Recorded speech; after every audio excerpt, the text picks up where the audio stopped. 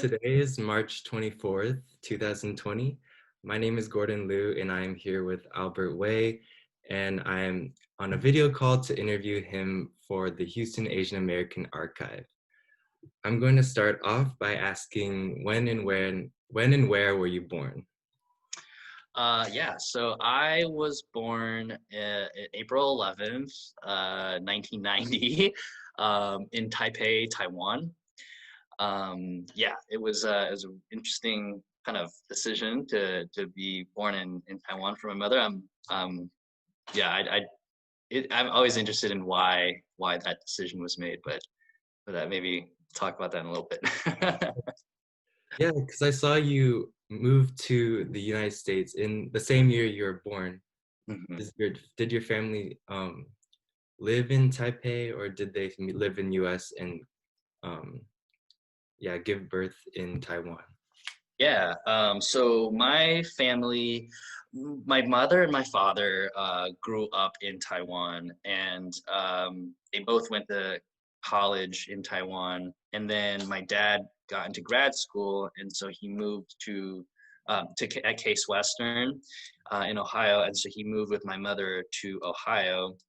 And then eventually it was too cold, and so my dad transferred to USC, and that's where they kind of set up shop and had two of my older sisters. But then for my mother, she wanted to have me in Taiwan because that's where all of her family was, and so she ended up just kind of flying back by herself while my father stayed in California to raise my sisters, and then she had me with all of her family taking care of her. And as with kind of Taiwanese tradition and just East Asian tradition, right? There's a lot of kind of protocols that you follow after you give birth, right? The mother is not supposed to go outside, not supposed to get her hair wet.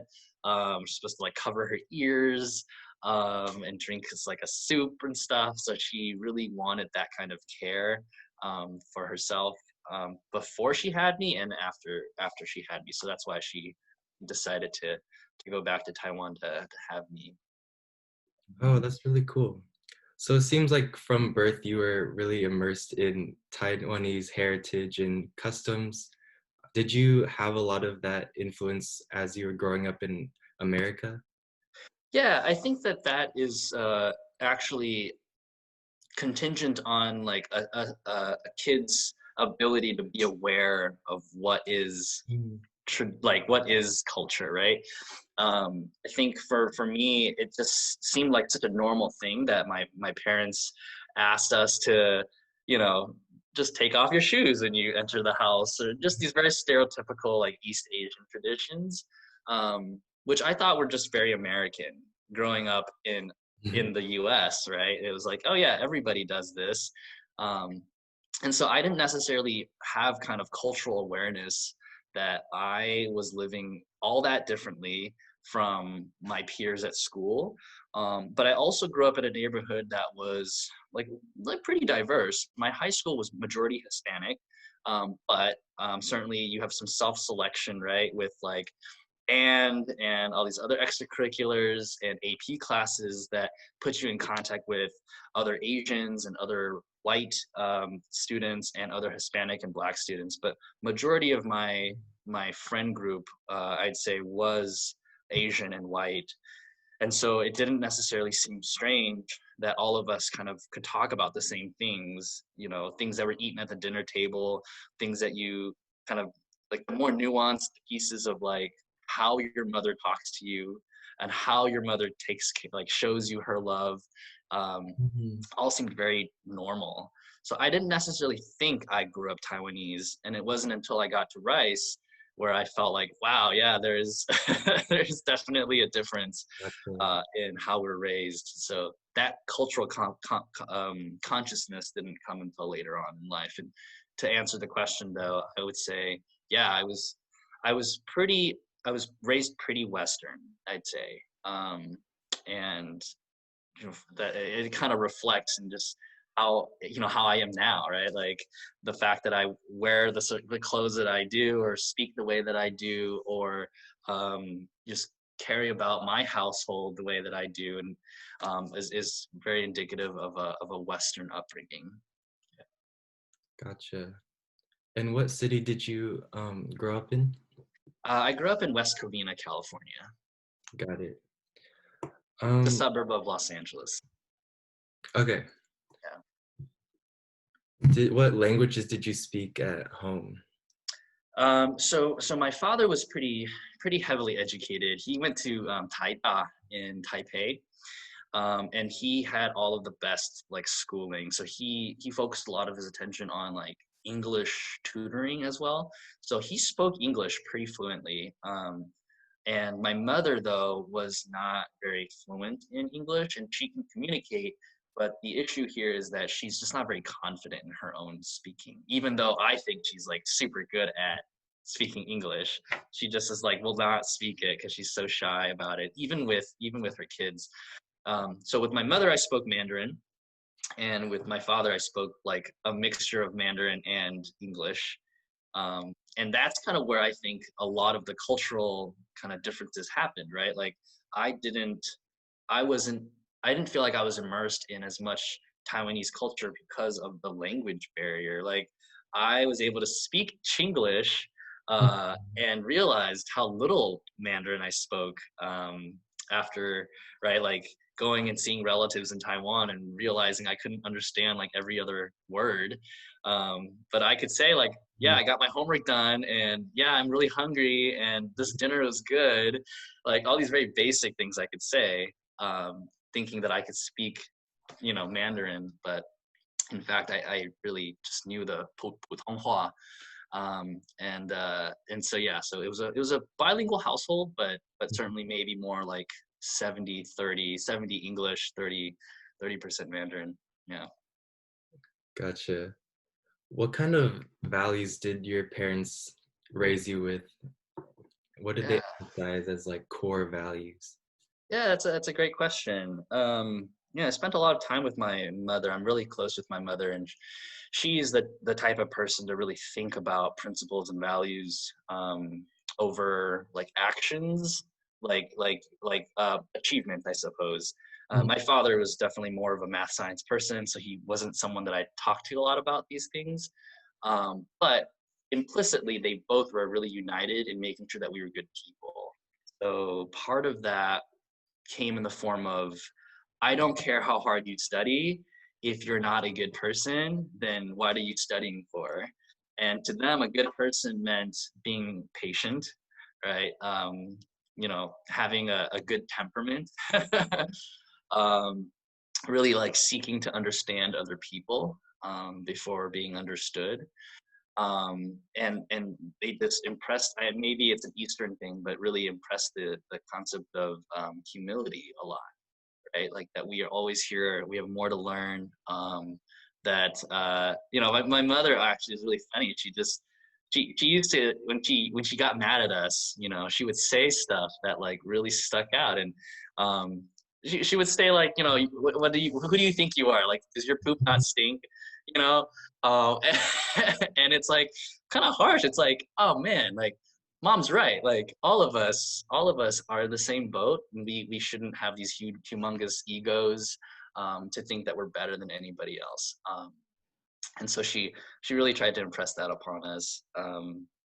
And she always, to this day, like focuses our attention on like what's important. Like what's important is that you have your health, that you have your family, and that you have people that love you. And as much as the Asian stereotype can be kind of played into, right? Of what kind of car do you drive or whatever, like Mhm. or like what kind of job do you have and how much money do you make? My parents definitely de-emphasized that a lot. I think where those messages did come in though is just from the Asian community as a whole. So those values were taught by my parents, but values are still implicitly taught to you from your community, right? And so there still was a pressure to kind of go to a good school, like a prestigious school, and to have a job that like paid you a certain amount of money that was respectable. So those values were still impressed upon me. It wasn't lost that I was in an Asian community and that that was kind of a like an implicit thing and an explicit thing, right? Like you heard it from all the aunties, from your friends, right? Your friends' parents being like, "Oh, well, like my child is going to UCLA, like my child's going to UC Berkeley. Where's your child going to school?" And you know, my daughter's a doctor. You know, what does your child do? So there's a lot of pressure, I guess, to kind of help your parents almost like save face. You Mm. know, like, oh man, my parents need to be proud of me. So that means I need to be a doctor making like a ton of money going to Harvard or something. But that's the thing is my parents never put that on their kids. They were never saying like Harvard or bust or you know, you need to be this profession or nothing else. They really just made sure that we focused on the important things, made sure that we were happy, allowed us to make our own choices, and that was it. So, How do you feel about the implicit pressure to succeed in conventional ways? um, yeah, I think that there's utility, I guess, in that, right? I think that there's a certain kind of drive that comes from the expectation to be uh, traditionally high achieving, right? It's kind of that expectation that made me think about, well, I should do well in school, right? Like this B is not acceptable. I should review this math concept more and more so that I can get a better grade and do better in this class and understand the concepts better. Um, there is that expectation, so that I think was what pushed me academically. I also feel though that it's up to myself as well as like my parents to really give me the tools to understand what was healthy and what was not healthy, Mhm. right? I think overall we never explicitly talked about this expectation of being traditionally successful, of money and um, prestige and reputation and stuff, but certainly it came in the form of the decision itself, right? Like when it came time for me to decide where to go to college, you know, my parents were very much like, Albert, this is your decision. Like, what do you want? You know, what is right for you? Um, and again, focused on the values, like it's like a thesis statement, like the values of being a good person. How do you want to contribute to society? Is what they essentially were implicitly saying, right? Like, what if what makes you happy is X, which decision will make you happy? And if making a difference specifically for me was right to serve and to give back, right? Like I was really involved in community service in high school. If that was important to me, then what choice for university is going to help me do that? And so without having said it, right, and just giving me the grace and the choice, they essentially taught me that like the implicit kind of pressures of Asian society um, can help you, but it really is up to me to make those decisions as what I choose to take from my community and what I choose to kind of not accept, right? So I think with that said, I think I have a very healthy relationship with the Asian expectations. And certainly there are some that are unhealthy that I think that maybe I bought into as a kid.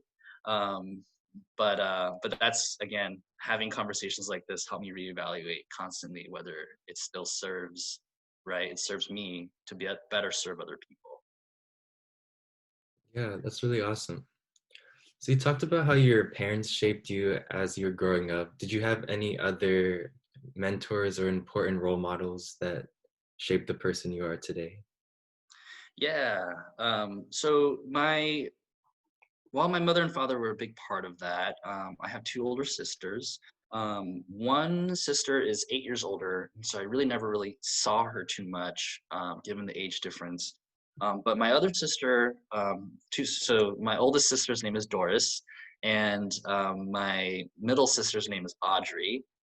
And so Audrey was a year and a half older, so we basically were like in the same things, you know, like my mother like enrolled us in all the same classes and the same swim lessons and the same taekwondo and the same piano and all this and that. Mhm. And so I did everything with her, and she really was someone that was just inherently very disciplined, and she was always very precise and very organized. And I was like the opposite of that. I was like not organized. I was super spazzy. I was energetic and talkative and wanted to just like run around rather than sit on a piano bench and practice.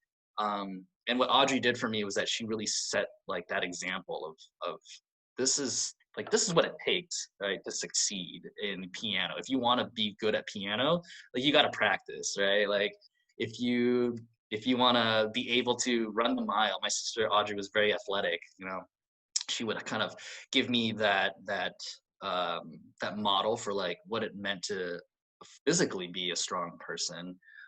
So she was a big part of it. And then certainly in high school, I have a couple of teachers. One in particular really stood out to me was my band director, and he really just kicked my butt a lot, and you know, taught me like, hey, like shape up, like practice the saxophone and like do better like for your team. And like the marching band was like 100 people, so you know it wasn't small. But he really believed in me and put a lot of faith in my ability to lead the band. And so because of that faith over the 4 years of high school, I learned, and so much time that you spend in practicing music in high school, I definitely see Mr. Wooten, my band director, as a huge influence in how I perceive leadership, how I perceive service, how I perceive my own discipline. So I've been lucky, yeah, to have these folks. Cool. What was your first job? Yeah, so I was in high school, right? Like you get these concepts in class, and then other people's mothers notice. So I ended up being a tutor for like a certain amount of years. I would kind of just come to people's houses and just tutor them in different areas, which is so funny because I suck at math. Like I hated math as a kid. Right? It's like that story of like staring at a math book and then having your dad just like being very mad that you can't get this concept, and you're just crying looking at this math book thinking, why can't you get it? That was me like all childhood. And so I grew up like hating math because it was like, I'm so bad at this, like why would I ever like this? And then once I hit high school, you know, just kind of developing your own habits and disciplines for studying. So you find success, and I just ended up tutoring my friends, and their parents would just give me cash under the table, you know. And then the more traditional job that I had was my freshman year. I went to Reed College for a year in Portland, Oregon, and my first job was as an administrative assistant for the Multicultural Resource Center, and that entails basically kind of the logistics of running that center, making sure that it was open, making sure that you booked rooms properly, but also that you like created programming for your peers. And so looking at, you know, perhaps which speakers could come to campus and facilitate conversations around race and class, and intersectionality of different identities and stuff, and then facilitating discussions within the center. So you have your peers that would come to the Multicultural Resource Center, talk about certain issues, and you would kind of be that person to help facilitate that conversation and make sure that it was respectful, and that voices were heard. And so that was a really interesting job, and it put me in contact with a lot of staff members that helped shape my ideas around privilege and race and class. I'm very lucky to have that first experience. Yeah, for sure. Going back to tutoring, was that your first experience teaching? Um, I guess I don't know. I mean, you could be like super philosophical about that answer, like the idea that like we're always teaching, right? Like no matter what, however way you model conflict resolution is teaching your friends how to like, you know, like resolve conflict healthily. But I'd say that, yeah, there's always informal ways to teach my peers, right? I felt like my sister and I taught each other a lot, just down to like the video game that we were playing. I do feel like I was a natural, like, I naturally wanted to teach. I naturally wanted to like share my knowledge and like things I was interested in and good at. And so I would like reach out and say, hey, Audrey, like, we should play this video game, or like, hey, this book is really interesting. Like, can we like read it and talk about it and stuff? Just like being a little nerd and like talking about these things was I think my introduction to teaching. I remember as a kid being super interested in the Titanic. And so I remember wanting to teach people about just how like fascinating that whole experience is. Like this hubris around this unsinkable ship, and the fact that it sank on its maiden voyage is like so fascinating.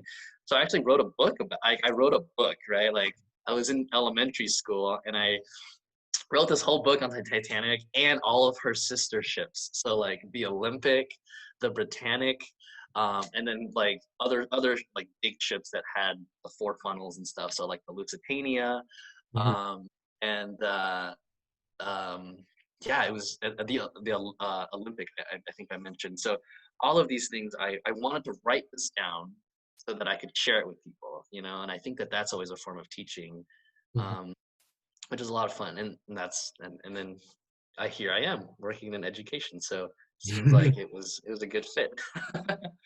Yeah, for sure. So you talked about attending Reed College after high school. Um, Mm. how did you come to Rice University? Yeah. So when I was applying to school as a senior in high school, I definitely, like, one of the things that I really found important was not going against the grain just to go against it, but really thinking critically about my experience and like the level of attention that I really wanted for my education and for my professors and peers. And so one of the criteria that that I wanted for school was a small school. I applied to Rice as well as Reed, and then a bunch of the UCs in California.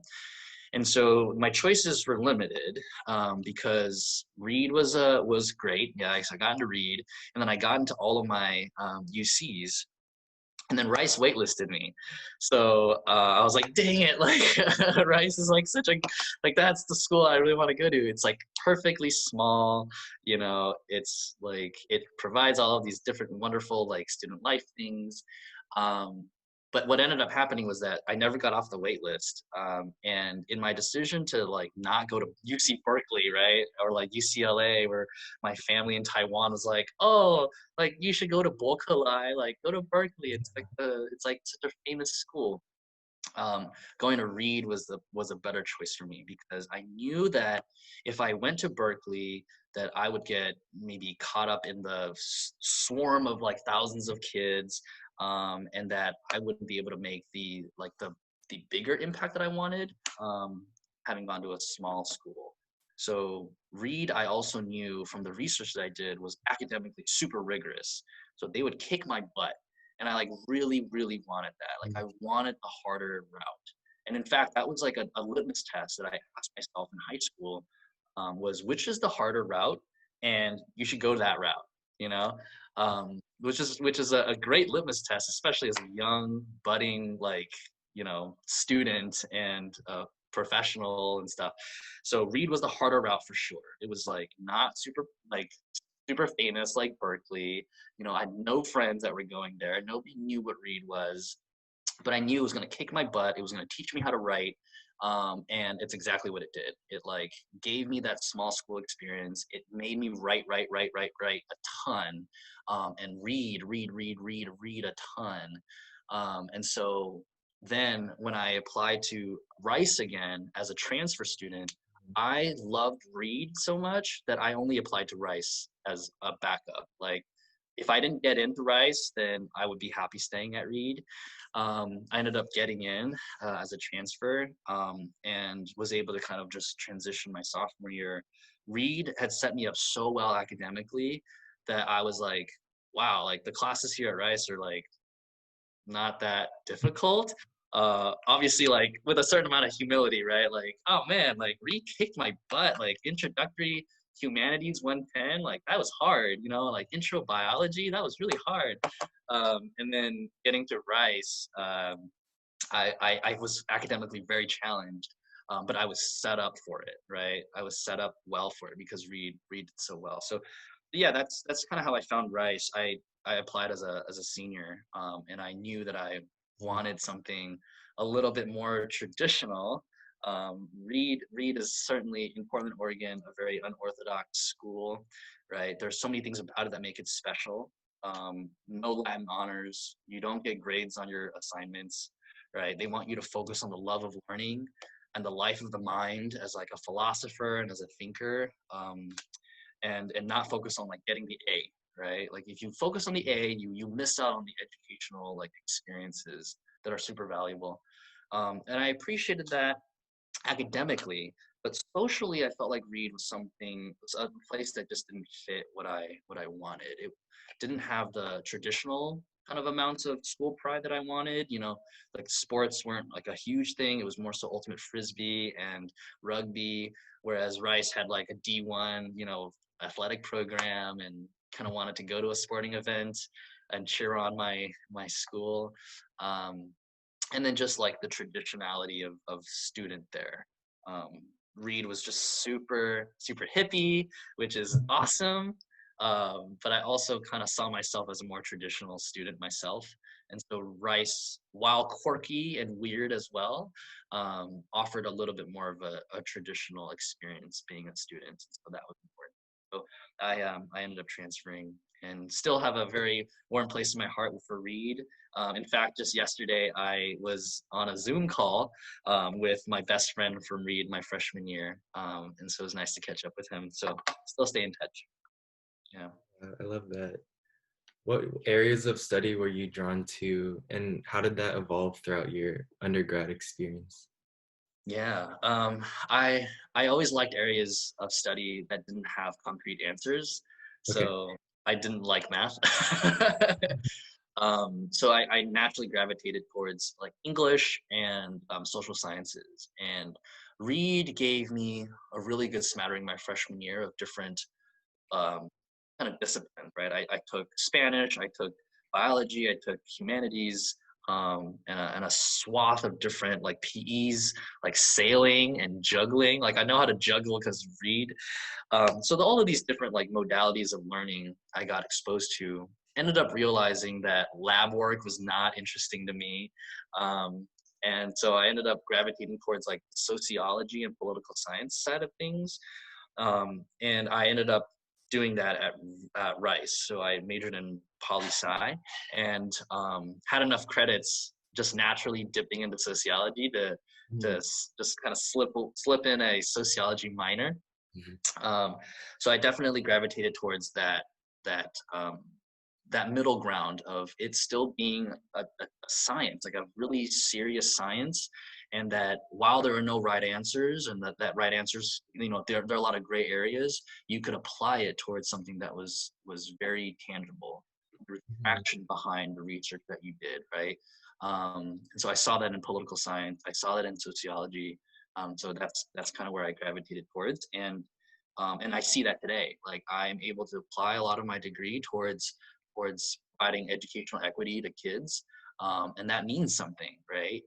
For the future of our country and the future of our world, and that mattered. I wanted something that actually had like practicality to it. It's a little pragmatic, um, and so that's why social sciences I think fit me really well.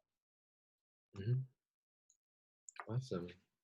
Beyond the classroom, what were some of the most important extracurriculars you were involved in? Yeah, I think that the things that usually make an impact on your life are things that are really tough. that like kind of put you through some trials and tribulations and like hair ringing and like white hair growing. And I'd say that all the extracurriculars that I did at Rice, being an RHA was huge. Um, it provided me with a community of like-minded people that really cared about their peers. Right? You like self-select, like RHA self-selects people that are like very caring, want to be a resource. But what RHA did for me was that it put me in front of my peers. It made me like sink and grip and sink my hands into the identity that I was a person of service. Um, People that I really cared about, right? Like you end up loving your college so much, and the fact that I could be a resource of emotional support, mental support, and physical support to my peers was really important to me. You know, even down to like something as simple as providing condoms and lube outside my door. Like, great, like do that. But that I could help you in some way, shape, or form was important to me.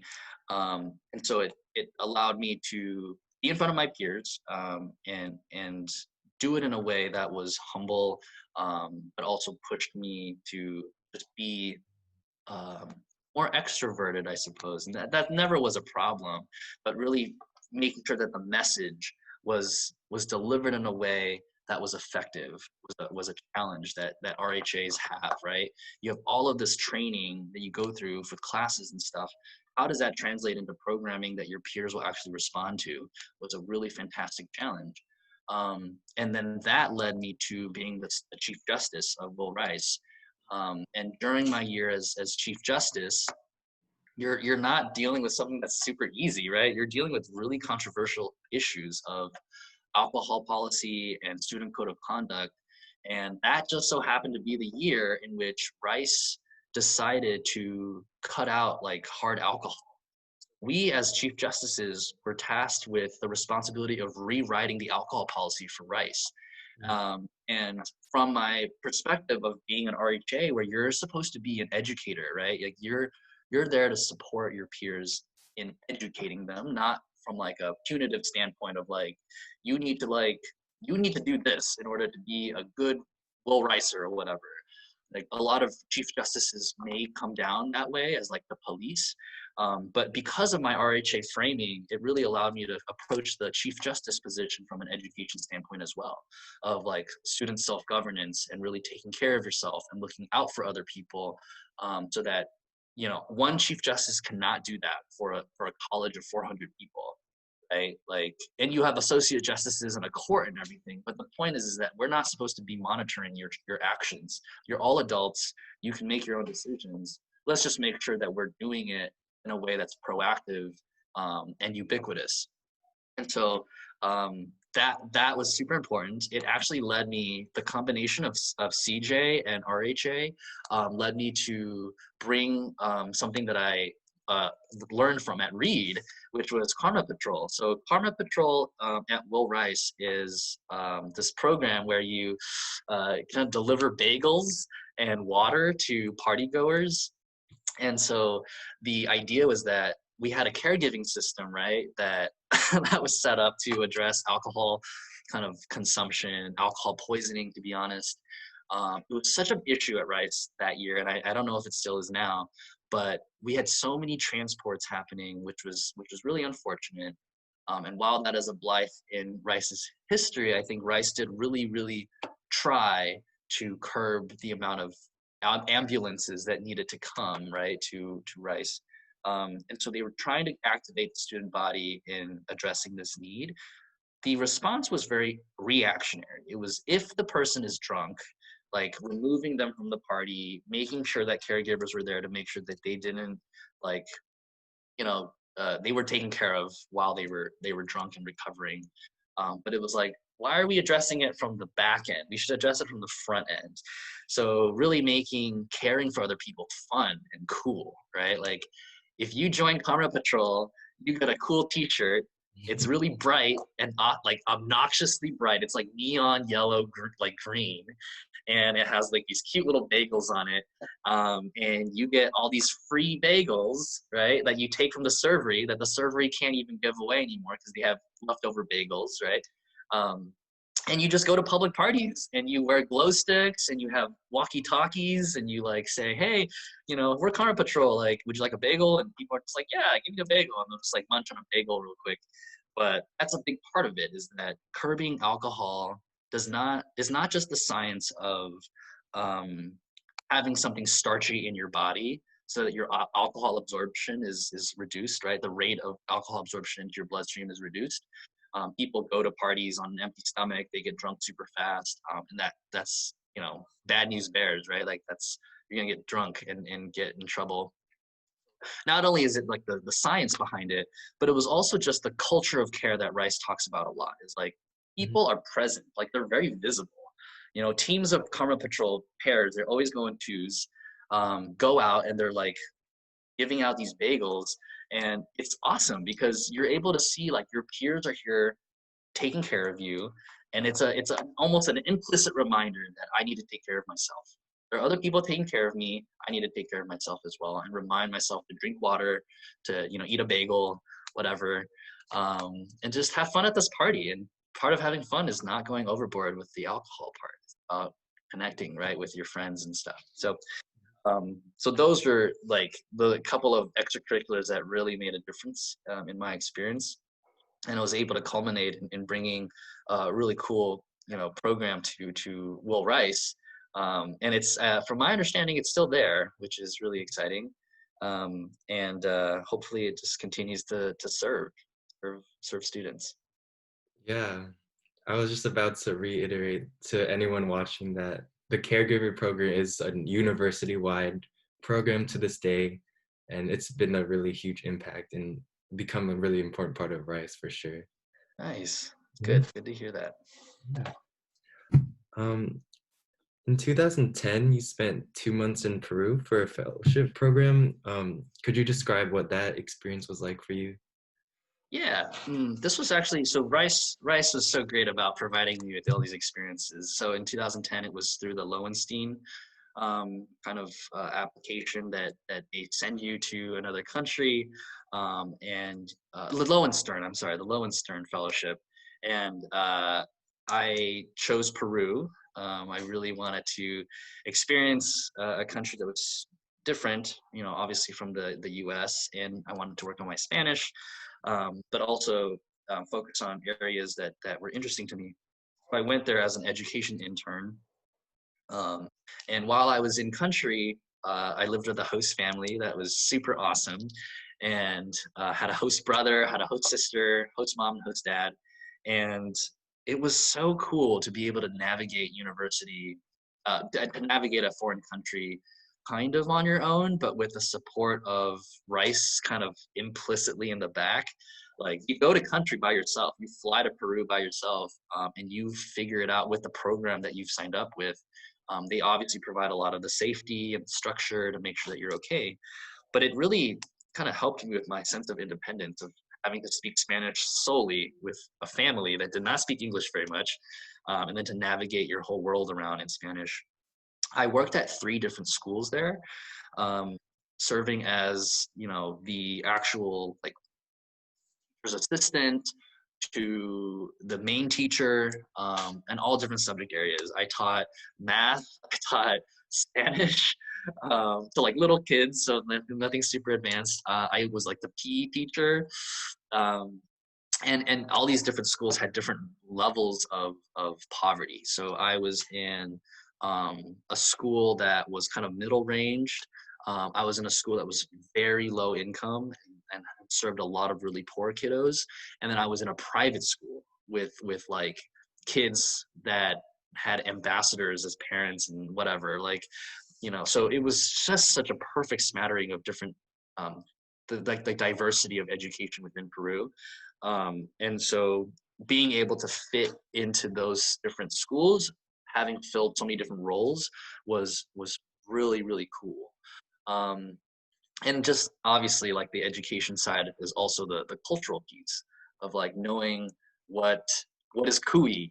Kui is guinea pig, and they eat guinea pig there, and being able to find ground pork was hard because I wanted, like, my roommate who's another American, um, I remember him, Gordon Lang, and I wanted to make something for our host family, and I was trying to make dumplings, like dumplings that my mother used to make for me, and we have ground pork in it. And I could not for the life of me find ground pork in Peru. And I was like, well, why isn't that? Like, what is it about pork and ground pork specifically that like is so unheard of here? Um, those are interesting kind of pieces, dealing with pickpockets, like it's not, we're very grateful. We're very lucky to have all of these things in the US where sure, like poverty exists, crime exists, but for the most part, you can go about your day and not have to worry about your like purse being stolen or your bag being stolen off your person, right? Like as you're wearing it. And so just kind of experiencing that was really interesting. So the education was tremendous and very, very grateful for that. Yeah. And what did you notice in how different kids related to education depending on their educational or their socioeconomic status? Yeah. Oh yeah. I mean, it's the same here, right? Like you have so many implicit pieces of what what does it mean growing up having the vocabulary to talk about, right? And having the vocabulary to talk about doing well in school. And even having the luxury of caring about school because you don't have to worry about food and shelter and mental health and whatever. Mhm. So it's the same everywhere. I mean, as humans, we all kind of share the same burdens and the same trials and tribulations. And so it proves the same. Like kids who are poor, generally were not engaged. I dealt most of my time was like classroom management, right? Like making sure that the kids weren't jumping off the walls and going crazy and like bullying each other. That was like most of my day in the poor schools. In the more like the rich schools, right? Like sat very nicely in nice rows, listened to you. And it was like, yeah, a lot of that has to do with the socioeconomic status of the family and what they're able to provide at home. So yeah, you see a lot of that in the US as well. So kind of what you can expect in international. Interesting. Yeah. Okay. Um, the following year in 2011, you spent 4 months with Sharpstown High School. What was that experience like for you as an undergrad? Yeah. So this was an interesting kind of experience because it was part of Rice's summer mentorship experience through Leadership Rice, under the direction of Judy Lee and Dustin Peterson. Judy Lee and Dustin were so instrumental in just making sure that we were set up for success. A lot of that experience was not even at Sharpstown, right? It's not at your placement, but it was through the training that you got directly from Judy and Dustin, Mm. um, through Leadership Rice. The placement was actually not supposed to be Sharpstown. So when you apply for SME, you get placed in these the placements around the world, and they're already preset, right? And so I was actually placed in Washington D.C. With this organization called Ashoka. I ended up uh, changing that placement to Sharpstown High School. Um, my partner at the time kind of told me, it's like, hey, I know of a principal who really, really needs help in this school, and you could make a huge difference there. Like, it's amazing what you can do at this high school. This principal is amazing. And so I actually went to Judy and I was like, hey, Judy, can I change my placement from DC to this high school here in Houston? I think that my impact can be larger.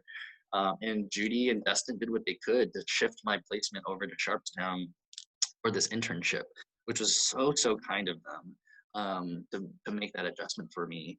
And it ended up like being amazing. Like Rob Gasparilla was the principal at Sharpstown at the time.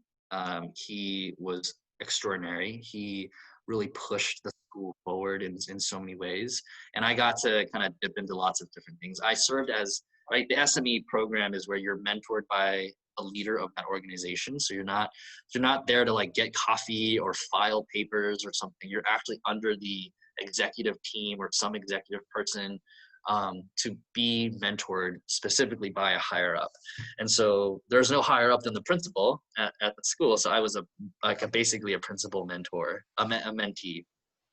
I followed the principal around everything. Like the guy was like freaking dynamic, and he was such a badass. Like he was like, okay, you're coming to all these meetings, and it's like, yeah, you're an intern, but you're coming to this meeting with me.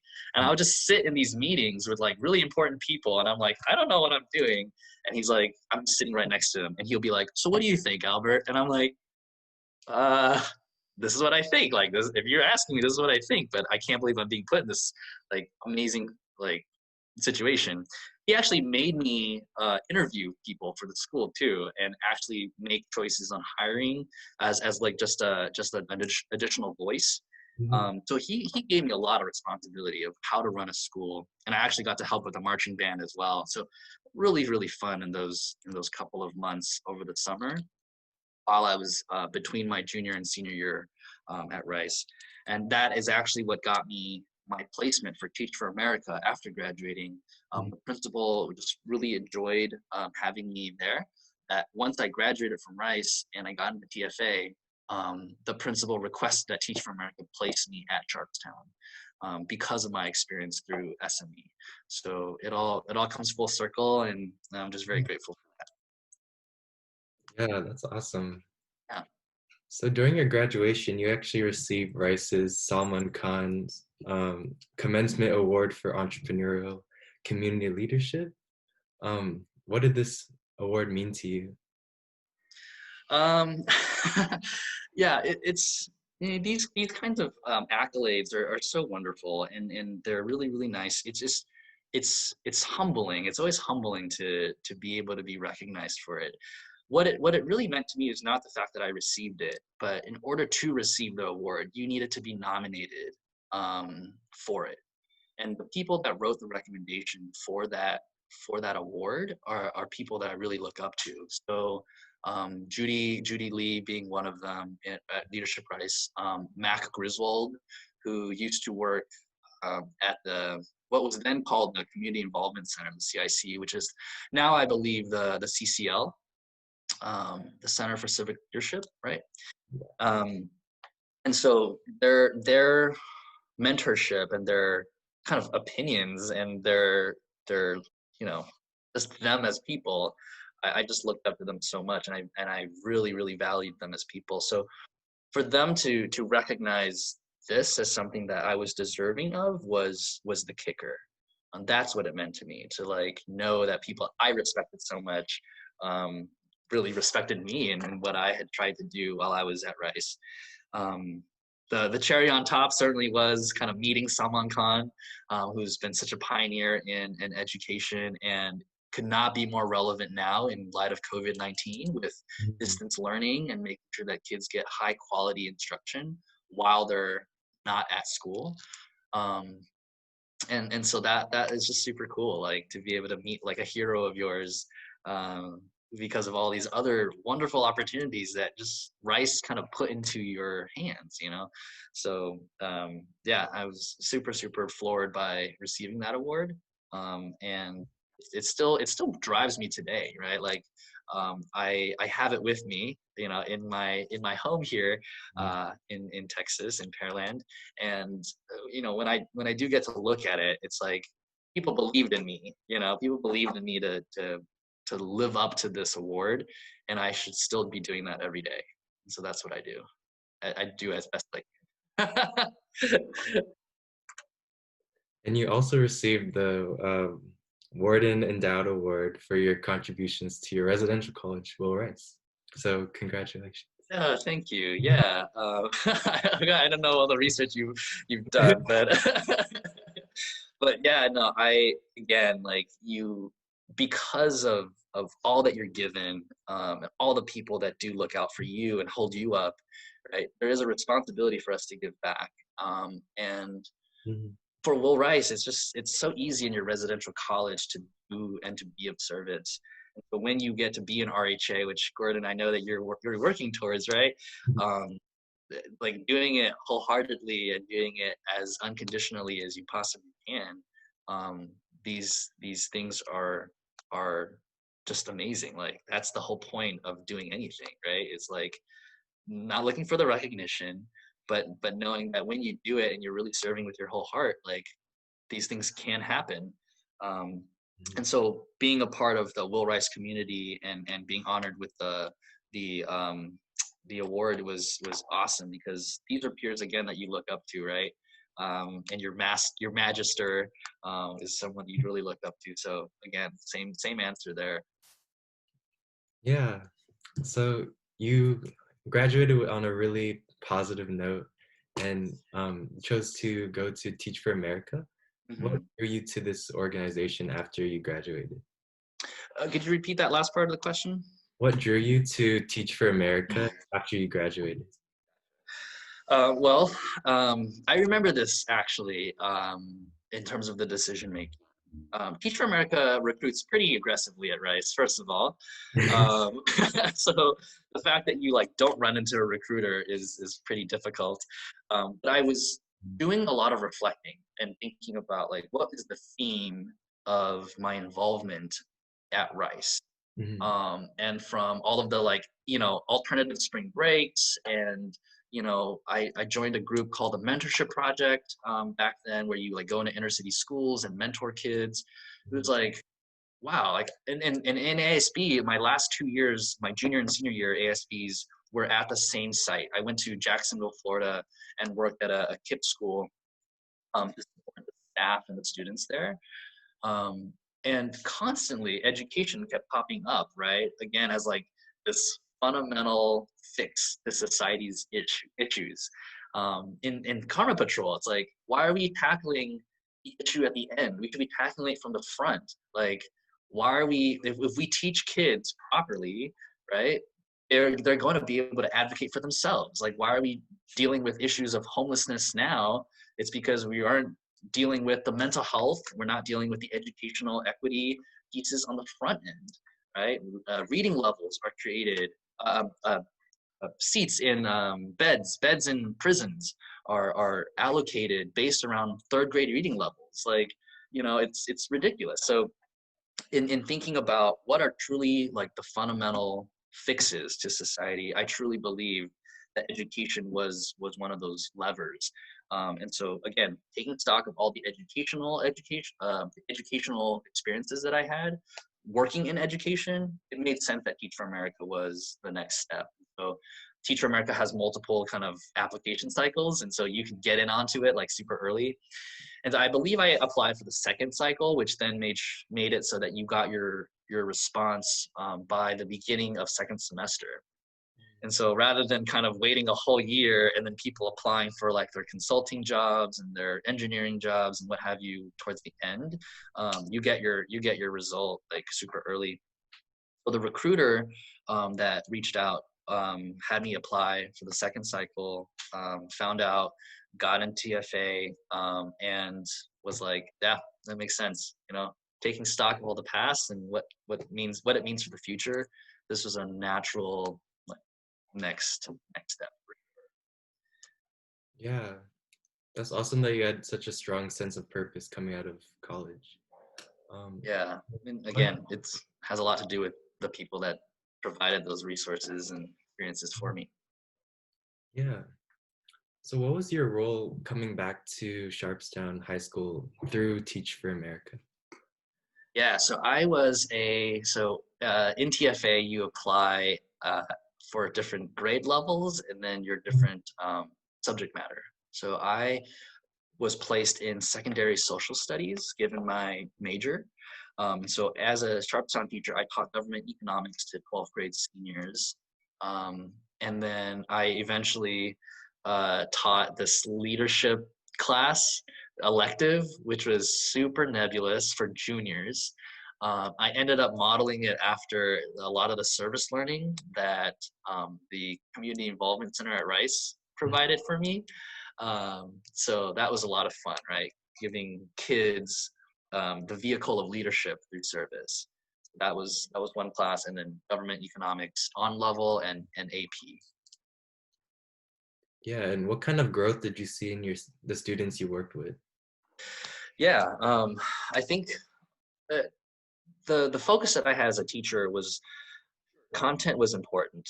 Like teaching students, you know, the ratification of the Constitution, like the Federalist Papers, and average total cost and deadweight loss in economics. Like that's important, um, and it helps build like different skills. But I really kind of wanted to reflect a lot of what my mother taught me, right? What I said earlier, which was, you know, you can do all the studying that you do and be a really great student, but if you're not a good person, why does it matter? And so really kind of using frameworks around what it means to build character for my, right, was a big emphasis of mine in my classroom. One of the things is these kids that I taught are inner city kids, right? Minority black and brown kids that don't have necessarily the same role models and experiences that you and I have had. And so they don't actually know, like they don't have enough adults in their life that show them, right, what mutual respect looks like, or what does it mean to control your temper. All of these basic things that we take for granted as like adults now, like they're not tools that my students had. They would blow up super quickly. They would not have conflict resolution skills. They would, give up very quickly because that was what was modeled for them forever. And so that's kind of where character comes first. Like we need to teach character, and then the study skills and the ability to remember all of these facts and figures in government, and calculate like price and quantity and economics will come. And so I used a KIP framework, knowledge is power program, charter network, um, framework around character, in teaching like 7 different character traits. Zest, social intelligence, curiosity, um, grit, self-discipline. These are all like different components that are generally universally like valued, and so as seniors in high school, right, having that as an embedded piece within your lessons, I thought was super important. That's where I think the growth came from. I think that my students, a lot of them, sure, have a couple of these components well, but really to kind of bring it all together as like a very intentional approach to learning, and knowing that school is not just about math, science, reading, writing, and social studies. It's being a good person. What does it mean to be a good person for you? And I saw definitely some growth in that area, for my students. That's awesome. And after this year, you received the 2013 HISD High School Outstanding, or 2013 High School Outstanding Beginning Teacher of the Year. What did Yeah. this award, how did that feel receiving that recognition? um, like again, I think that awards are really nice. They're just a reflection of the people that have supported you. So I was supported by a principal, like I said, that was just so dynamic, was a fantastic mentor, and really kind of helped me make it through my first year of teaching, with a little bit more, grace, because of his support and all the support of my colleagues across the school. Um, and a lot of that was just reflected in this award. Like being an effective teacher is so subjective sometimes, right? We try to quantify everything in test scores, and standardized testing and grades and stuff like that, and be honored in that regard, um, is is really really cool. But also understanding that like there's so many other people that certainly deserve it, that are unsung heroes in classrooms and stuff. So really thinking about, what does this mean for me moving forward? Like, how do I highlight other teachers that are doing amazing work? How do I ensure that my life is committed to helping all teachers receive the same kind of support that I receive, so that they can be effective, right? And that's what I dedicate my life to do now, right? Like my current role plays a large part in making sure that teachers are able to be the effective classroom leaders that they were hired to be. Um, And so that's that's why. Like I was in a school. Sharpstown was one of the four lowest performing high schools in Houston when I was there. But the principal that was there and the team of teachers and support staff and nurses and counselors and all this whole team and the community members around Sharpstown made it so that I could teach, right? Like this wasn't me. Like I wasn't necessarily all that effective. Um, I had the environment that was set up so that I could be successful. Um, and so then the award essentially means that if this happened for me, how can I make this happen for more people? So yeah, that's it's a huge driver for sure. Yeah, it's awesome. And how did you end up working as, or your next position was a co-chair for the social studies department at Sharpstown, correct? Yeah. So that's another thing is that in inner city schools, where the schools where Teach for America generally places you, right? You do have a lot of turnover, so there's a lot of transients in the student population, but as well as the teacher population. It's hard to kind of feel like you can last in a school like that when so much is demanded of you. Um, so teachers burn out really quickly. But at the same time, you have a lot of injection of young like talent and young people that really have a lot of energy. So here comes Albert, right? Like with all this energy and all this like idealism to make sure that kids can succeed. And so it was kind of a natural like, oh, like you can be department chair. And it's like, no, like I'm still figuring it out. I don't know what I'm doing. But because of that, again, the environment of like people not like having so much to take care of that they couldn't think about being department chair, and that I had so much energy and that I had a lot of ideas being a young new person into the team. They're like, the principal is like, I believe in you, I think that you can do it. So I was the department chair, and then saying that, what, I don't want to do this by myself. I want a co-chair. And so one of my colleagues in the social studies department and I chaired the department together. And it was such a fantastic team because he had so many skills that I didn't have, and I had skills that complemented him.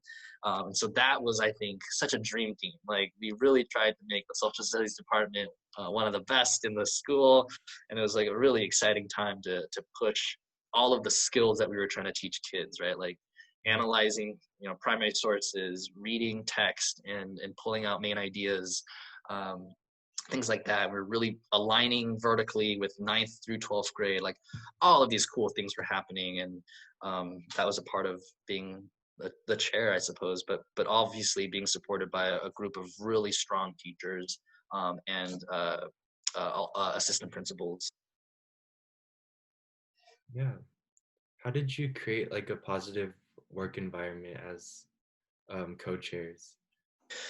Yeah, I think that creating a positive environment starts with like modeling it, right? Like again, back to our parenting kind of philosophies, right? Like kids see, adults also see, and they will model what is given to them. One of the things that I made sure to do was to build a level of transparency and a culture of feedback within the department. Like I'm a second, like by the time I was a department chair, I was a second year teacher. Like I did not know what I was doing. Like there are so many more seasoned people that should be the authority on so many other things with teaching pedagogy, classroom management, whatever. But what I could do was focus on the things that I thought I could do well, which was establish culture, right? So the first thing that I did was like, come watch me teach. Like, come into my classroom, which is generally in education can be a really like tense thing, because in like in the world of high stakes testing, right? Like you sometimes come off with this like stereotype of a checklist. Like, did the teacher do this and this and this? And if they did these things, they're an effective teacher. And if they didn't do them, then they're a bad teacher. And so like Mhm. going and observing a classroom was like a really tense thing, it seemed like. So it was like, oh, don't come into my classroom. Like, I don't want to be judged, and I'm trying the best that I can, but we're obviously swimming upstream here, so it's really hard. Don't come into my classroom. And that was like the thing that we needed to change, right? We needed to make sure that there was feedback given freely and honestly, and that you could receive it knowing that you weren't going to be punished for not being the perfect teacher all the time. So come on in, come watch me teach, and then let's set that time up. And really being humble in the approach to say, we don't have the answers. We're all trying to help each other out. And so let's do that. Let's openly and honestly like open the doors of our classroom and give each other the support that we have. So I think that's how I established more of a culture of mutual respect, knowing that I opened up my vulnerabilities as a teacher to my team, that they could help me with it. Like, Albert, you could really tighten up the lesson here, or like this concept was unclear. Could you make sure that you review it with your students or whatever? And being like, yes, like that is such good feedback. Thank you so much. Rather than being defensive and be like, oh, how dare you? Like, this is how rude of you to kind of give me this feedback. But like, no, like we need to change the idea of what feedback means in education because there was so much tied to it. I can see why people would be so nervous about receiving feedback, right? Because it's tied to like your pay, it's tied to like, all these other things that are high stakes. So changing that in and of itself, I think, changed the culture. Yeah, that's really awesome. Thank you. Next, could you talk about your experience with the Fulbright program in Taiwan? Yeah. So again, kind of following the vein of education, one of the strengths that I felt like I had was kind of bridging people and connecting people, right? And so with Fulbright, the mission of Fulbright is to provide a little more knowledge and a little less conflict, right? So like when you have, as a Fulbrighter, you're a cultural ambassador of the U.S. to the country that you're going to, and so in selecting the country, I chose to go to Taiwan for many reasons. One being that I wanted to connect with my roots, right? Having been born there, like I had so little connection to it. And while I had my parents, and like I said, grew up very Western with a lot of Taiwanese flavor, I truly didn't know what it meant to be Taiwanese and to have my aunts and my uncles and my cousins all be there. And interact with them as an adult. I like interacted with them as kids, but like not as an adult. And so finally going and not just like visiting for like 3 days or a week, but like living there. Like you have to live there. I thought was a fantastic experience. The second component was certainly the East and the West. Like I really wanted to choose an Eastern country that was far different from the West. So you can go to Germany, you can go to, Spain, you can go to, Finland, Denmark, all these places that have great education systems.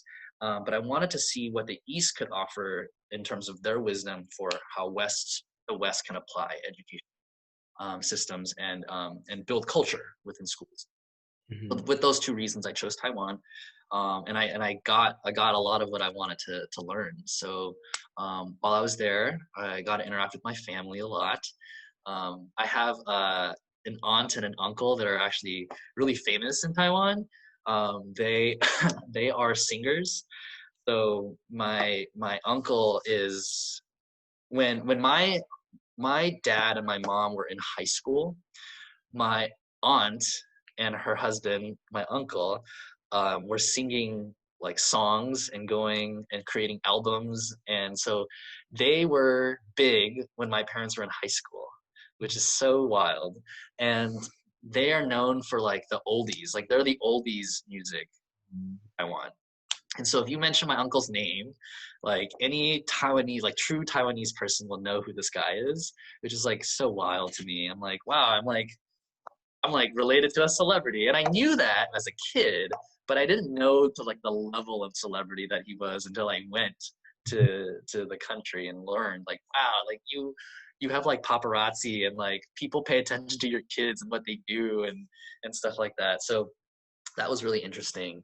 And then certainly from learning more about that side, so that's my mom's side.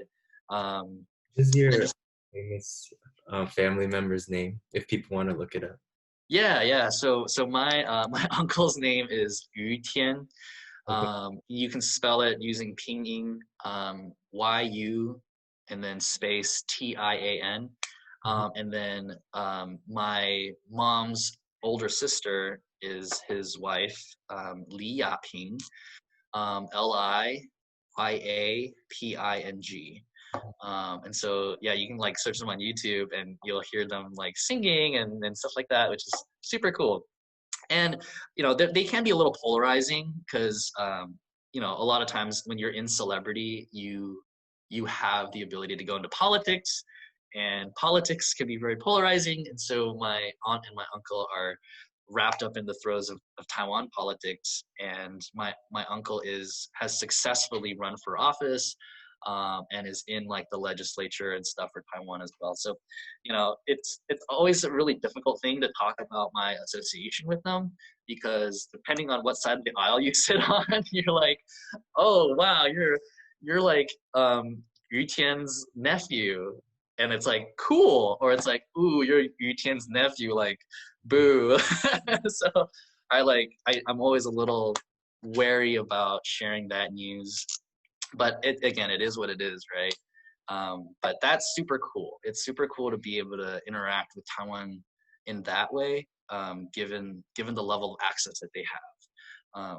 My grandmother passed away on my mother's side. I went to her funeral, and I was like my head was like in the back of a picture on the Taiwan like national newspaper, because it was like, like Li Ping's mother, this is her funeral, and they're like taking pictures, and Taiwan's a small country, so like things make headlines very quickly. And so I was like in national Taiwan news, just being a part of that funeral. I was like, oh my gosh, like these people are like really famous. So yeah, so that's my mom's side, and then my dad's side, just meeting my aunts and my uncles and my cousins on that side was super awesome. And everyone's doing such cool stuff, and really interacting with them as an adult and talking to them about my experiences growing up in America, was a really cool cultural exchange, which is what Fulbright wants, right? Um, and then as far as like the actual work itself, outside of this getting to know my family and my own roots, um, I was able to teach in multiple schools again, within Taiwan. I lived in Elon, which is a more rural town, southeast of Taipei, about an hour bus drive, southeast of Taipei.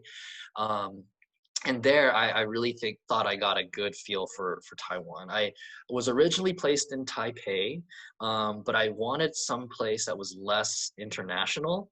Um, I wanted a more rural experience, and Elon is like rice paddies, and like the tallest building is like the department store, which is like maybe 6 floors or something. Um, so yeah, it was definitely a small city, and I loved it. It was so much fun.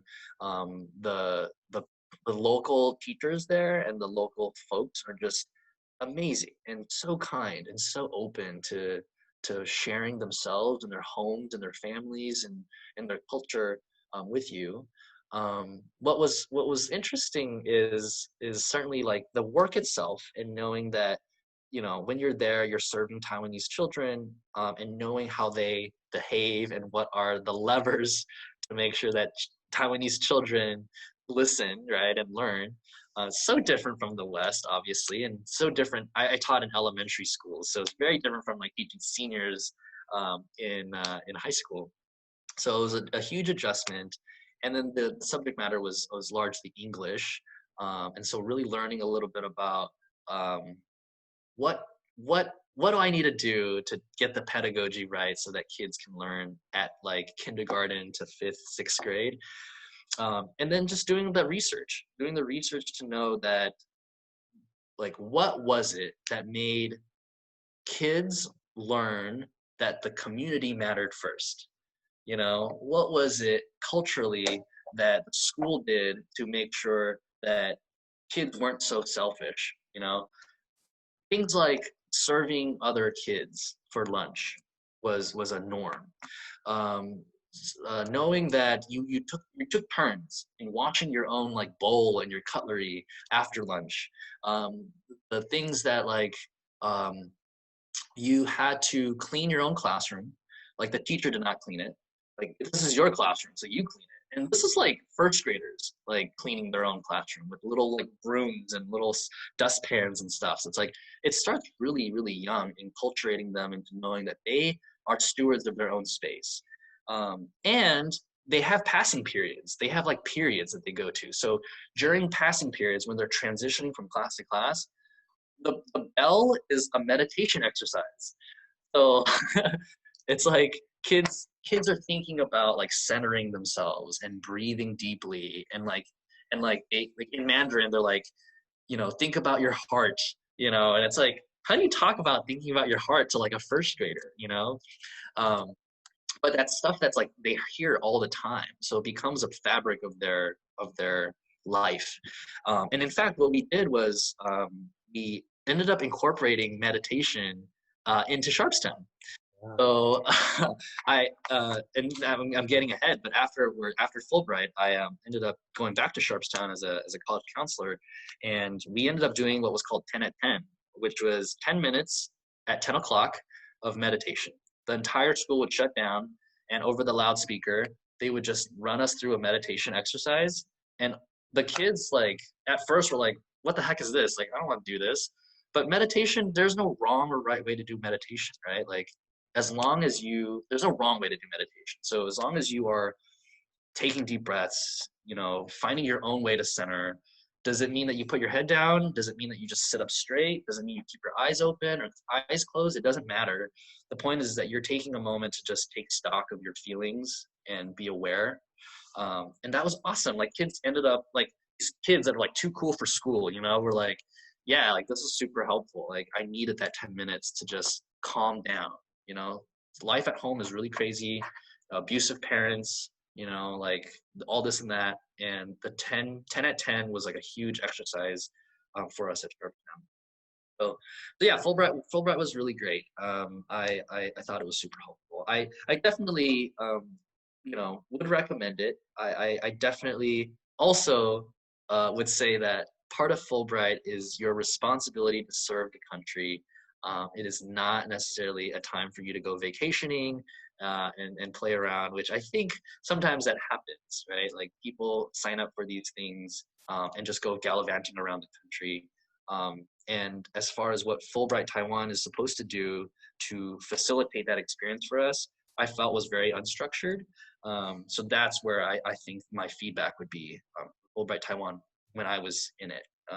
There was not a lot of guided direction around how we might be helping each other process this experience, right? And so for me as a Taiwanese American, a lot of these components I still grew up with, but a lot of people was their first time out of country and they didn't necessarily have a structured way of processing their experience. And a lot of times the reflection is negative, right? Like, oh my God, this night market is horrible. Like, I can't believe they eat that food, or it smells, or it's really hot, or, the driving decorum is not like safe here. Like, they don't stop for pedestrians. How rude.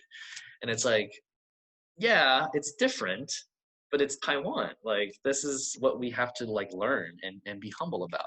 And some of these mindsets maintained from beginning all the way to the end. And I thought that Fulbright could have done more to help facilitate this learning, which I don't think they did very well. So coming back to country, your ambassadorship doesn't end, right? You're forever an ambassador of Taiwan back to the U.S. And so I really wanted to make sure that folks had that mindset coming home. And I don't know, sometimes you just can't control for those things. So you do what you can. That's really awesome to hear that you were able to take something you saw valuable from Taiwan back to the US. Mm-hmm. Curious to know, how did the Taiwanese students view you as someone who's Taiwanese but from America?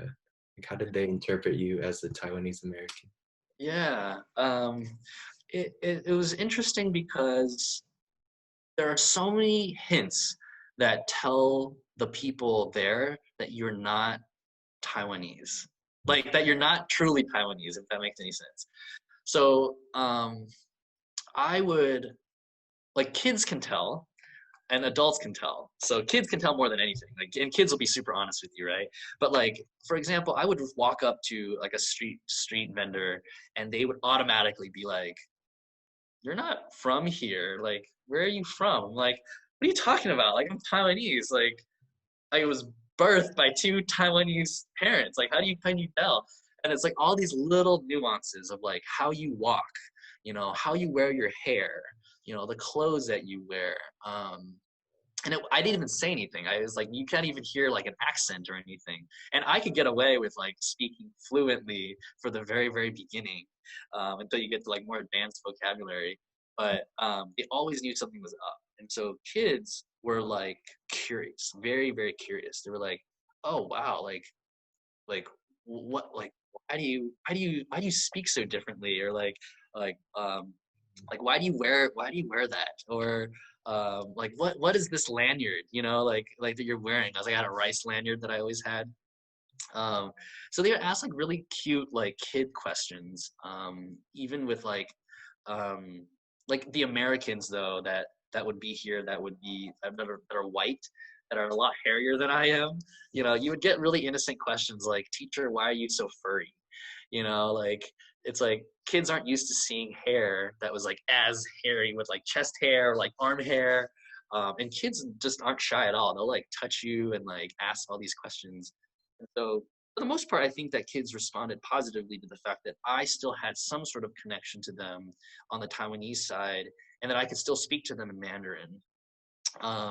But that there was a curiosity as to like understanding that Taiwan's presence is everywhere, and helping them see a more worldly view, that Americans can be Taiwanese. And so those were the majority of the questions that I got. Like, what is it like in America? What is like, why do you talk this way? Or what is different about, they would ask questions that you're asking too, like what is different about, like what cultural norms do you have at home? Like, do you also use chopsticks? Do you also like have to take off your shoes? Does your mom also worry about your feet being cold? Like stuff like that, which is really cute, which I would get a lot of. Yeah. And what company do you currently work for? So I currently work for a nonprofit here in Houston called Pro Unitas. And we are a education nonprofit that really helps school districts and support systems really maximize the internal and external services that serve kids. Yeah. And what has been your roles throughout working with Pro Unitas?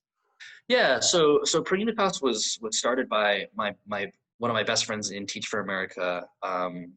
And so while I was in Taiwan, he was starting Pro Unitas, and it was always really awesome hearing him with his ideas over the phone. I would talk to him while I was in Taiwan between classes, just hearing about how he's formulating this company. And so I was basically there at the beginning. I didn't join officially until about 3 years ago, and Pro Unitas is about almost 5 years old. And my roles have shifted a lot. It being a startup, right? 3 years ago, you wear like all the hats, right? Like you don't have this gigantic team, where you have HR departments and like the product departments and developing like developers, stuff like that. So you kind of did everything you could. My titles have changed a lot. I started off as a director of special projects and partnerships, which doesn't mean anything, right? Like titles don't mean anything. Like special projects just means like anything that doesn't fit in a nice category goes to Albert. um, and partnerships, like working with service providers and nonprofits around the city. I switched over to a chief kind of role, and so chief of innovation, chief operating officer, chief program officer, and now I'm the chief strategy and growth officer. So it's like, and I'm still doing a lot of the things that I did, when I first joined. So it a lot of it is kind of changing those titles to really reflect the changing nature of our work. Um, and also just like understanding that sometimes the work just needs to get done and you're going to be the person to have to do it. So my current role really revolves around managing our product. So that's the software that we use to help empower those support staff in schools to better connect kids using the data platform. So I manage that platform and the development within it. And then I also kind of support the individual giving portfolio. So that's making sure that we have funding so that we can pay our individuals, keep the lights on, and all these things. That's how nonprofits are funded, by the kindness of other people and donating money. And so I write grants to apply for money, and I also work with individuals who believe in our mission and our vision, and work with them to say, hey, could I count on you on donating to Pro Unitas this year, because we're making a big difference for kids. So I manage the funding side, and then I also manage the internal and external communications for the company. So really thinking about my proclivity to talk, as you can see, and putting that to good use by making sure that there's some sort of presence for Pro Unitas out in the world, and internal with our teams.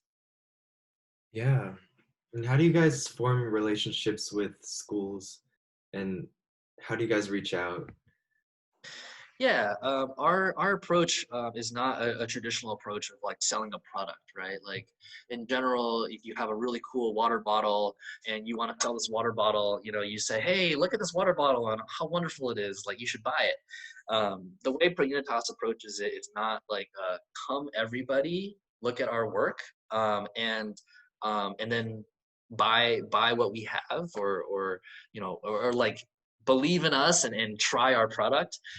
We actually go a little bit of a back and forth. So how we work with school districts is we look at which school districts are prepared to answer the questions that we really want them to answer, right? So is the school district ready to take on the whole child? Right? We know that kids come in with all these different needs. You and I needed so much to be where we are at Rice, and so on and so forth. That's basic needs, like nutrition, housing, mental health, mentoring, good role models, all this and that. And not just like individually, but like all concurrently happening at the same time. Is a school district asking those questions? And if they're asking those questions of how do I serve the whole child, and do I have the general kind of pieces in place, while they're uncoordinated, like those pieces are generally in place and I can figure out how to connect them now, we'll work with those school districts. And that's a part of my job as well, is to figure out our strategy for which partners that we can work with. And it's not to say that school districts who aren't ready are doing a bad job. It's just a certain level of maturity within that district that we're looking for in order for this model to be effective, right? We don't want to be kind of working with a school that's starting up and they don't have any systems in place. They don't have their own staff in place. They don't have an idea of what kind of supports are their priorities. And so we'll say, hey, kind of figure out and work those kinks out, and then we'll come work with you. So we work with school districts that generally have a little bit more of that maturity and mindset. But we also work with school districts that are 65% or more free and reduced lunch, which means that the school district is largely a disadvantaged school with a lot of low socioeconomic status families and students attending those schools.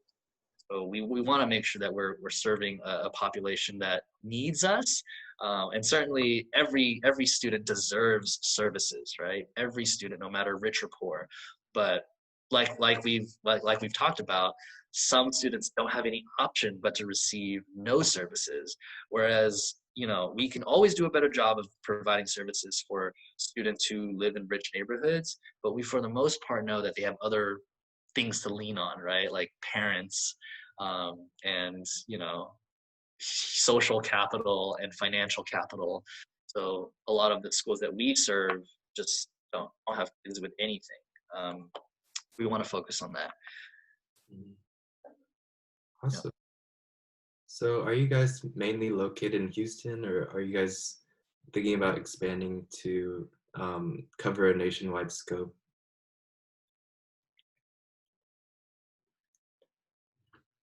Are you guys, did you hear my last question? Yeah, you just said, are we located in, and I cut off, sorry. Schools in Houston, or are you guys looking to expand to schools nationwide? Yeah, we're focused and committed to Houston. Um, we have gotten a lot of requests. Mhm. And let me know if I am cutting out. Sometimes the internet is a little spotty. But yeah, we have gotten requests to go into the Bay Area, to Denver, to Los Angeles.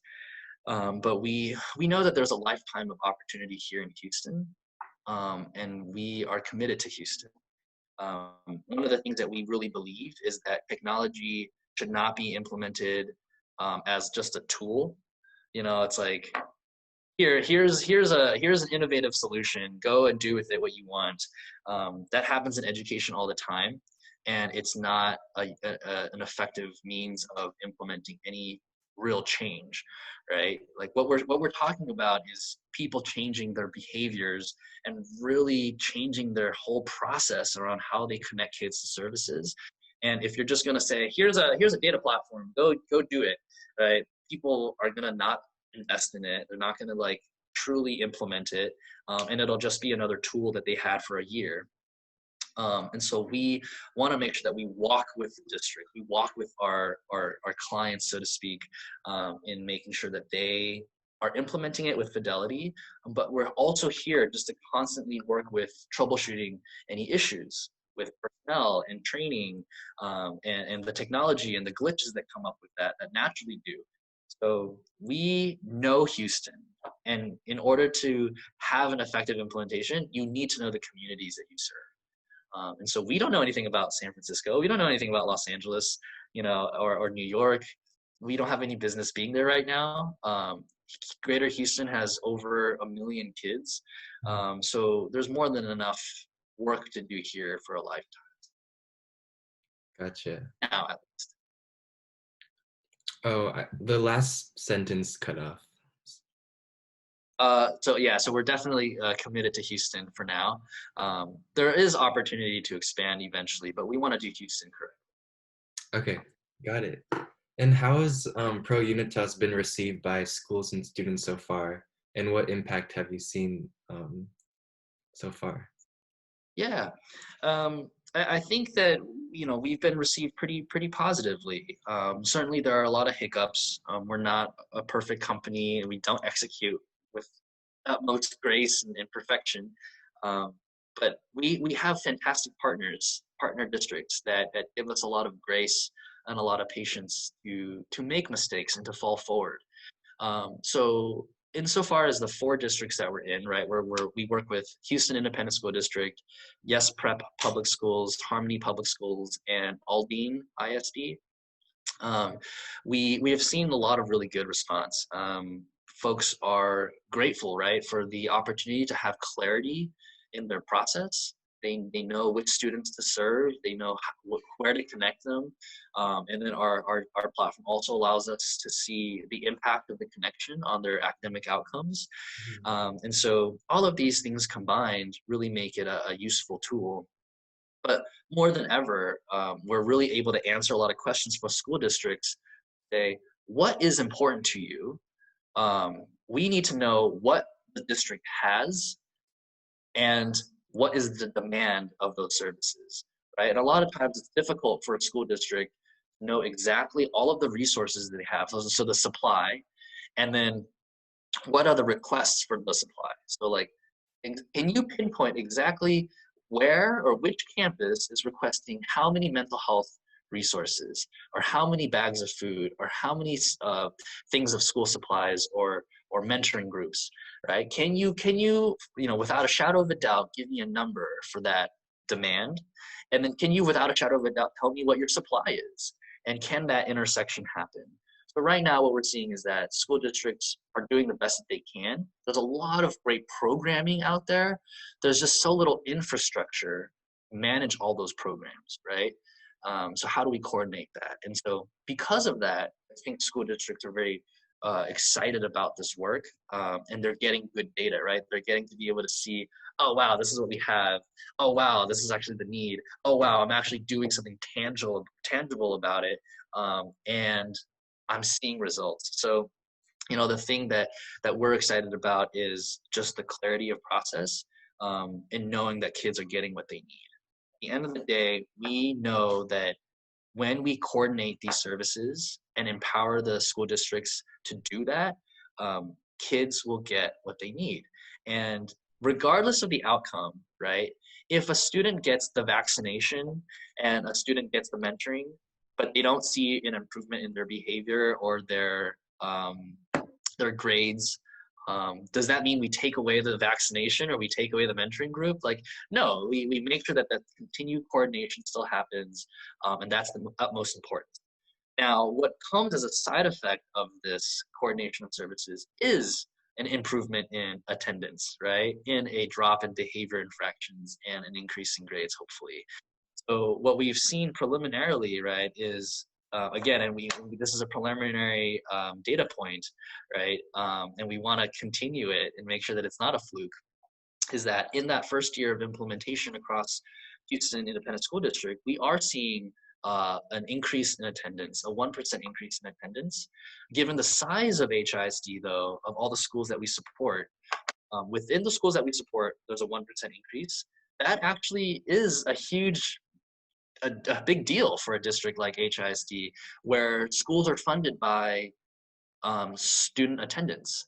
If students come to school, schools get paid for get paid by the number of students that are actually showing up, right? And so if a 1% increase results in like $24 million back to the district, imagine like all that good that can come from that, right? And so Pro Unitas is a part of that solution. We're not the reason why it's happening. It encompasses great teachers and great principals, and great service providers and leaders within the district. Just a matter of showing them the data and showing them the process and making sure that the coordination is happening, because the work is already being done. And so with that said, we're seeing really promising numbers right now. And so we're excited to continue this work and hopefully continue the school districts feeling like we're adding value, and their students. Yeah, that's amazing. Yeah, We're, thank you. we're nearing the end of the interview, so I want to zoom out a little bit and ask, where do you see yourself in the next 5 to 10 years? Oh, that's such a scary question, Gordon. I don't know. Yeah, it's interesting. You like can never plan for these things. If you asked me in high school if I would be a teacher, I actually remember in my senior year English AP English class saying like I am never going to be a teacher. Like this is so horrible. Like I would never be a teacher, XYZ for XYZ reasons, and then 5 years later I'm a teacher. So it's like I never plan for these things. It's so hard to say. I'm pretty happy with where I am at Pro Unitas. It's again so much work that can persist. There's so much we can do with it in the next 5 to 10 years. I don't know. It'd be really cool, to say that, oh, one day I would love to be, Secretary of Education and provide education policy across the country. But I honestly, I don't know. I think that Pro Unitas does afford me a lot of exposure to different avenues that I may entertain. But as of right now, I actually haven't thought about that too much, which I think is a good sign, right? It's a good sign that like I am very focused on what I'm doing, and I'm making sure that that I continue to make a difference, while being very fulfilled and happy in this role. So why look elsewhere if you have that? And in light of all this COVID-19 stuff, like we have a unique opportunity here to help support kids in times of crisis. Yeah. But in addition to that, just really seeing how other nonprofits really are needing support too. And my work really allows me to dip into all these other nonprofits and kind of see, hey, how can we support? And so it provides me a good vantage point. So I'm constantly kind of looking and seeing how I can help. So maybe I'll have a better answer for you in the next couple of months as we work through this COVID stuff. Okay. And I want to end on another big question, and you can interpret it however you like. Like to be remembered. Wow, that's a really great question. Um,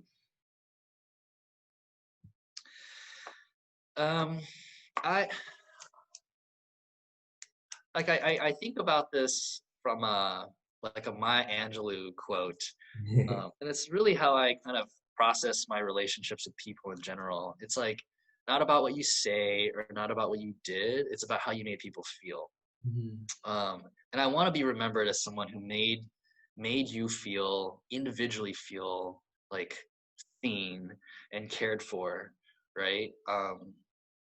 As much as my job allows me the privilege of looking at systemic issues and creating systemic solutions for large systems, like large swaths of institutions, um, I think the power really belongs in the people, and how we treat each other every day. And so that never goes away, right? Like, no matter what I do, we will always need strong teachers and strong principals to build great relationships with kids, counselors and social workers to build good relationships with kids. And so that's my responsibility too. Like, how do I continue serving in a fashion that's humble, and kind, so that people around me are feeling that kind of love, but take that and use it to spread it to other people as well, right? Like the good version of spreading, and infecting people with good love and good happiness and good energy. Mhm. They continue persisting in the difficult work that they do. So regardless of what one ends up doing, and Gordon, wherever you end up after graduating, right? It's like whether it's for profit, nonprofit, engineering, medicine, business, law, like all of us are dealing with difficult work, difficult times.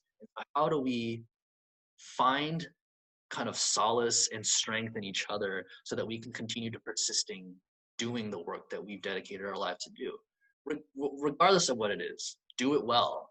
And the way we do it well is by holding each other up. Like, there's no way we can do this on our own. And how do we do that? How do we make each other feel every day so that we can persist? And how you feel better be something positive, right? Like, I hope it's positive. I hope you're smiling. I hope you're walking away feeling empowered, and ready to take on like the world and stuff. So, and it's not something you do once and it's like, oh, I did it, check. Like, it's something that's a lifelong thing with the same person over and over again. Of like, yeah, you had your great day and then you fell back down, and let's go ahead and pick you back up again. And so that can only result in more energy like that. I need that too, right? I need people around me to hold me up, to help me persist in this very difficult work. And so as I expect, hopefully have other people provide that for me, I need to provide that for other people. Yeah, that's really beautiful. I Thank can you. definitely say that I will be walking away from this interview feeling very energized and inspired. So, on behalf Good. of the Houston Asian American Archive, I'd like to thank you for your time and for sharing your story today. I appreciate it, Gordon. I had a great time chatting with you, and thank you so much to the Houston Asian American Archive for doing this project. I think it's incredible to be able to document these stories, and I'm very humbled to be included in this project. So thank you.